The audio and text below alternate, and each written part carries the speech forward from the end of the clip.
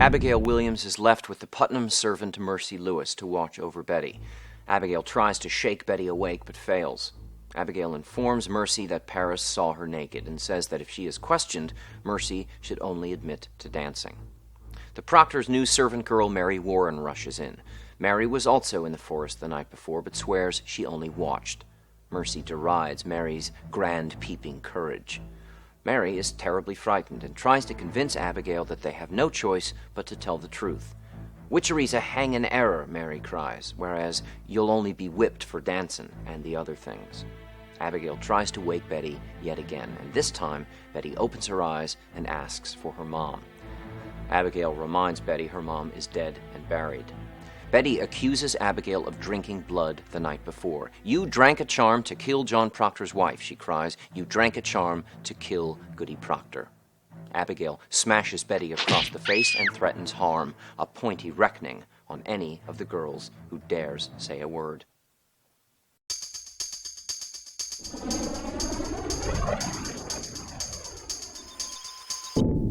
Abigail Williams is only 17 years old, but she's already a beautiful young woman and an expert manipulator who knows how to use the power of fear to her advantage.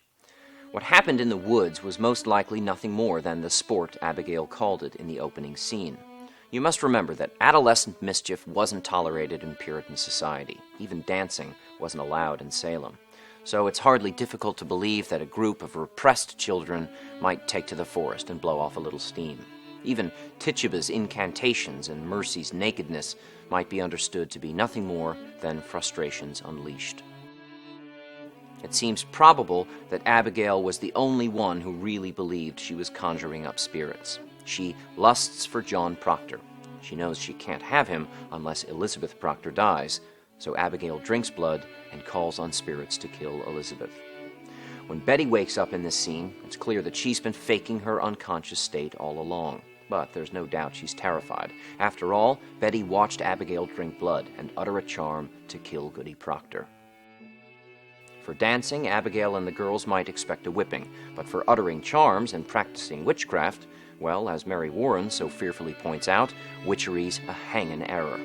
Abigail may be tough enough not to worry about a whipping, but hanging is an altogether different matter.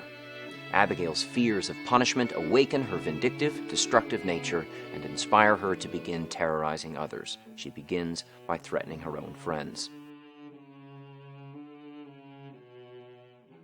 "Now look you, all of you, we danced, and Tituba conjured Ruth's dead sisters, and that is all. And mark this, let either of you breathe a word or the edge of a word about the other things, and I will come at you in the black of some terrible night, and I will bring a pointy reckoning that will shudder you all."